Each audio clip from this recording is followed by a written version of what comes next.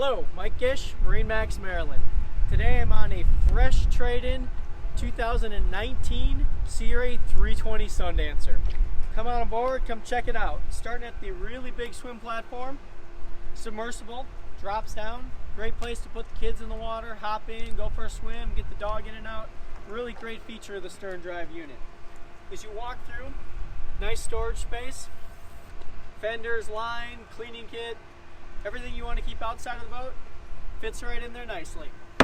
Seals up for when you're running. So walk through the nice walk-through transom, stereo remote control, freshwater rinse down. Into the entertainment space, you have a nice sink storage compartment underneath there, as well as a refrigerator.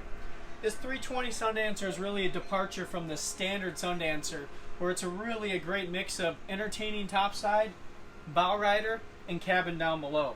So if you are entertaining, you can see you have lots of nice space up here. Table has an integrated storage spot in the engine hatch.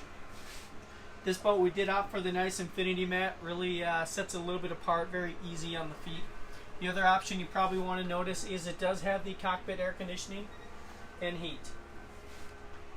Sunroof just slides open. If you want a few extra rays, great way to get it. You need to get out of the weather, folds right back. Moving towards the helm.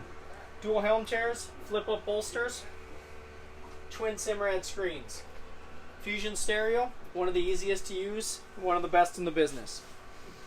Power plant, twin Mercury 6.2 liters, that is their new motor, paired up with the joystick Axia system. Very, very easy to maneuver, easy to use at the dock. Of course, with that joystick, you're going to get the integrated skyhook and the autopilot. Really great feature, great options, pairs up really nice to how people want to use this boat. As you move towards the bow, this does flip open, adds to that entertainment space, but really something that sets this boat apart from the others. Walk through to the bow.